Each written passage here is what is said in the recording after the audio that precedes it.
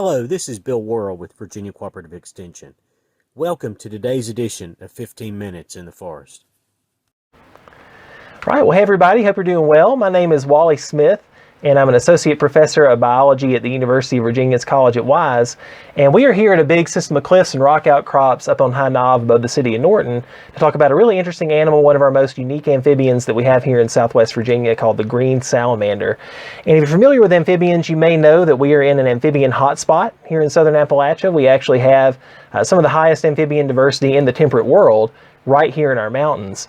And the green salamander is a great example of that. It's one of about 20 to 25 different species that you can find in different parts of our area. Depending on where you live in the region, you may have that many salamanders in and around where you live. And one of the reasons why we have so much diversity here in our mountains is because of places like where I am today. We have a very temperate climate, and we have a lot of moisture. You can see that these rocks here have a lot of mosses, a lot of lichens that illustrate just how much moisture this area gets. And that temperate climate, that high amount of moisture, is really great for salamanders because being amphibians, they have no way to regulate their internal body temperature, so they need a nice temperate climate to survive. So that helps us have a lot of different species that occur here. In addition to the variety of habitats that we have across our mountains, from cliffs like this, down to our bigger rivers and streams, to our headwater streams and our temperate hardwood forest, those all as well provide a lot of ecological space where we can pack a lot of different amphibian species together. So the green salamander that we're here to talk about today is really unique because typically when you think about salamanders in our neck of the woods, if you or your kids possibly have gone looking for salamanders before, where you typically look are under logs or rocks, either on the forest floor or in a headwater stream. You lift up those rocks or logs and the salamander kind of scurries out. This salamander is very different, and instead, green salamanders are a rock outcrop specialist. The only place in the world where they live is where you've got good vertical cliff and bluff cover, some smaller rock outcrops, kind of like the ones that you see here. And they need those habitats because where they live is back in the cracks and crevices around these rocks. So where you've got really good fissures in the rock, like you see around me here, the salamanders fit back into there. They spend the winter there, they spend part of the year there foraging. They actually reproduce in those crevices as well. And then also you can see some trees and some vegetation around me. In the summer, these salamanders are really interesting as well because they come out of the rocks, and in warmer weather they actually go up into the forest canopy and they become arboreal, which means that they're going to be tree-dwelling species. And they do that temporarily. You can find them on occasion like 30, 40, 50 feet up in some of those trees up in the forest canopy. We're still trying to understand exactly what they're doing when they go up in those habitats, but we know that good kind of cliffy, bluffy places like this one with a lot of vegetation around it tend to be good for that species. So what I'm going to do today is we're going to walk around and see if we can find some of these animals, see if we can get some footage, talk a little bit about their biology, about what makes them unique, and then we'll also talk about some ways that private landowners, folks who are out hiking, maybe rock climbing in the region, ways that they can help us manage those species, conserve those species, and then also help us learn more about them. So here we have an individual green salamander that we have found crawling around here on the rock outcrops, actually near the mouth of one of the crevices here at this particular rock face. And it's a really good example of what your stereotypical green salamander looks like. And the first thing that really jumps out, obviously, whenever you see one of these species is the bright green coloration that gives its name, as well as some of that splotchy patterning that you see across the back. This species is really the only truly green terrestrial salamander that we have here in the Appalachian region and in Virginia. There is a much more widespread species called the eastern newt that is aquatic and lives in a lot of ponds and wetlands across the state that has more of kind of like an olive green coloration across the back as an adult. It is completely widespread across Virginia. The green salamander here, again, is fully terrestrial. It's never found in water and has a much more bright green coloration, and also is much more range restricted in the state. It actually only lives in some of the southwesternmost counties in Virginia across the Appalachian Plateau and the Valley and Ridge. But that green coloration is actually very important for the species. It actually serves as a double duty type of camouflage for these animals. And as you can see here, this animal against the rocks shows that very well. That green coloration helps to camouflage the organism against the mosses and the lichens that occur on those rocks. And then in addition, since these animals move up into the forest canopy later in the summer, that green coloration also helps to camouflage it against some of the leaves in the forest canopy, and then also some of the mosses and lichens that you see on tree surfaces as well. And beyond that coloration, there are a number of other adaptations that really highlight this species' proclivity for rock outcrops. And one of those that you can see whenever you see one of these animals very close is the suction cup-like toe tips that they have on their feet. If you have seen tree frogs, suction cup-like toes in either nature documentaries with tropical tree frogs, or the gray tree frog, our most common tree frog here in Virginia that is often found in warmer weather on like people's windows at their homes, those species have very suction cup-like toes that allow them to get grip to climb when they're climbing on trees and other surfaces. Green salamanders are very similar. They have those suction cup-like toe tips that allow them to get some enhanced grip on rock outcrops and trees, and they actually even have kind of square-shaped toe tips that are a little unique with that species, so that helps them become one of nature's rock climbers. And then also they have what is called a dorsoventrally flattened body. That is basically the scientific technical way to say that they're flattened like a pancake. So that means that instead of having a cylindrical body like many other salamanders do, or kind of a blocky shaped body, these animals are very flat, and that allows for them to fit back into those thin rock crevices where they spend most of their lives. Females even reproduce there, so they will hang their eggs individually by a single strand of mucus in those rock crevices, so being able to fit into those rock crevices is very important, having that flattened body. And then also, when they are living in the forest, occasionally these salamanders as well will fit back into spaces behind loose bark on trees, or hollow limbs and stems on trees or other woody vegetation. And again, having that flattened body gives them an added kind of enhanced benefit to fit back into some of those tight spaces. So it's a very unique animal. It also has kind of a unique evolutionary context. It is a member of the genus Aeneades, and there are other salamander species in this genus, but they are all found out towards the west coast in places like California and the Northwest. There has been a new species recently described in this genus from the east, but it actually was a member of the green salamanders, or a collection of populations within the green salamanders that have recently been split off down in a particular area in western North Carolina, where there was kind of some hidden genetic diversity that people have recently discovered. So when it comes to this group of green salamanders that have this very distinct morphology, these are the only members of this genus that live in the east, which makes them very unique, and then also a relatively rare member of our eastern forest, especially here in the Appalachian Plateau and the Valley and Ridge in southwest Virginia. So here we've got a wonderful example of green salamander habitat. This kind of has the entire recipe that you're looking for if you're a green salamander.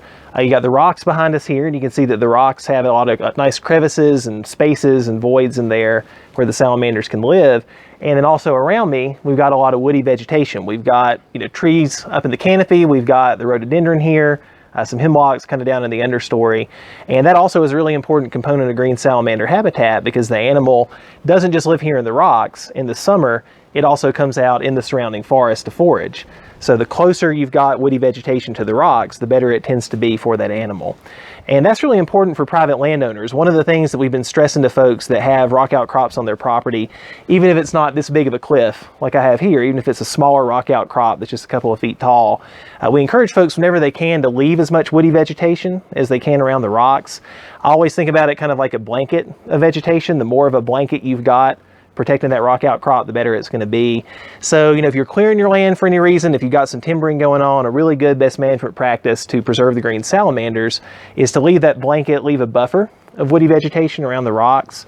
The U.S. Forest Service, when they're doing timbering in our part of the state, they'll leave a couple 100 feet typically around the rocks, but anything less than that is good as well. As long as you got that woody vegetation there, that tends to be good for the species. And we think the reason it's so valuable is kind of for a couple of reasons, and this site here shows it pretty well. You can see how shaded it is around me here, so having that blanket of woody vegetation becomes important because it helps to keep the rocks nice and cool and moist as well for the salamanders. And then also, if you think about an animal that's going to be moving out of the rocks to go forage in the forest in the summer, the less energy you can expend to get out into the forest is going to be better. So if you've got more vegetation close to the rocks, even touching the rocks, that gives a greater ease of movement out of the rocks up into the forest. And at this site here, there's a couple of things going on. This is mostly good habitat, but there is a couple of places here where folks have trimmed back some of the rhododendron. So there's some cut rhododendron stumps. There was some mountain laurel here as well. that was cut away. And the reason for that here is somebody was developing a climbing route and they wanted to free up access to the rock. And this is a good example of what we kind of encourage folks to avoid if they can, you know, to build climbing routes around the vegetation that's there if you can. Again, if you're doing maintenance work on your property, try to keep that woody vegetation there, and that tends to be the best for these animals that require this habitat and really nowhere else for their home. So here's another good example of one of the management practices that we've been recommending to folks that have rock outcrops on their property, or maybe you're a park manager in the region or something like we are here, or like at a spot where we are here with a lot of rocks around.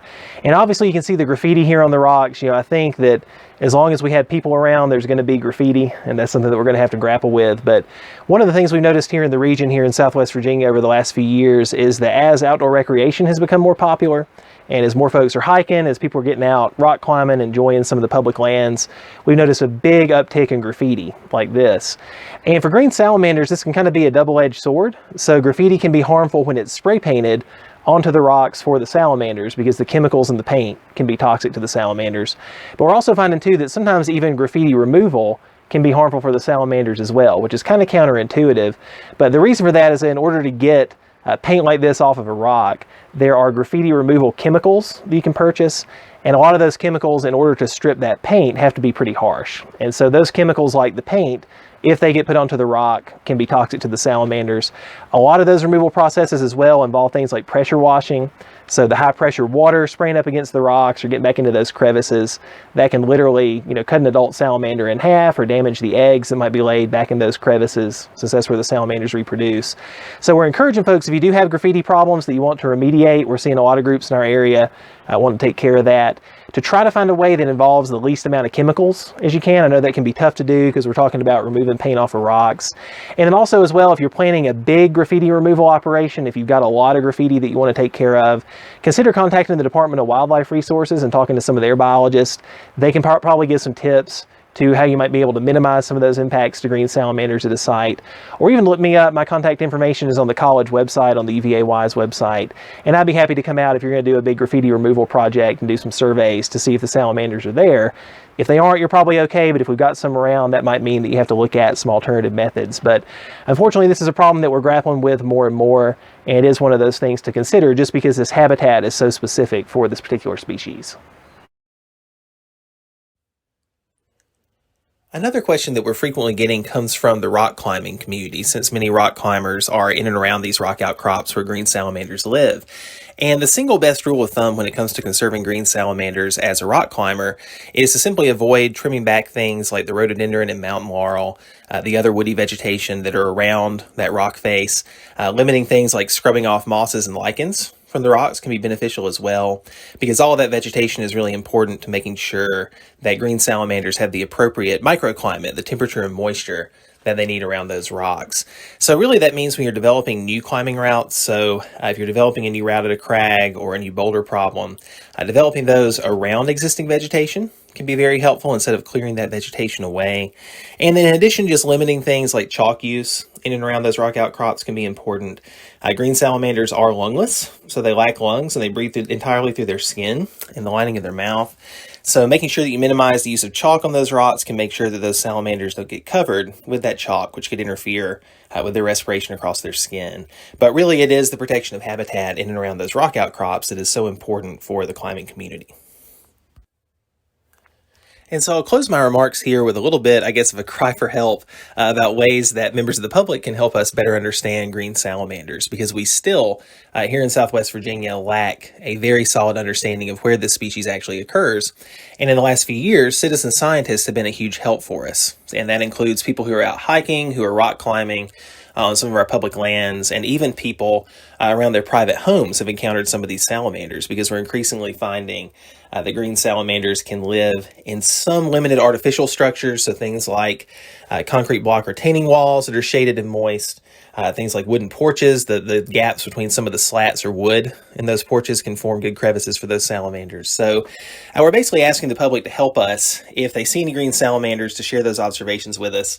And the flyer that you see here basically outlines how to do that. If you do encounter a green salamander, we simply ask that you don't disturb it. So, don't pick it up, don't remove it from its habitat, simply, photograph it, get documentation of it, and let it go on its way. And then record the date of that observation, the location of that observation, your home address. If you're a private landowner, will be great. We will not share that information with members of the public. And then forward that information along to myself or my collaborator, Kevin Hammond, whose contact is listed here at Virginia Tech. Kevin has been a phenomenal partner on this work over the last few years and has done some really great things with habitat use with this species. Either of us will be happy to accept those observations. Just forward that information that I mentioned a moment ago, as well as the photograph onto us using this contact information here, just through email will work just fine. And that way you can actually help us better understand this very unique, very charismatic organism that is really characteristic of our southern Appalachian region. Thank you for joining me for my episode of 15 Minutes in the Forest.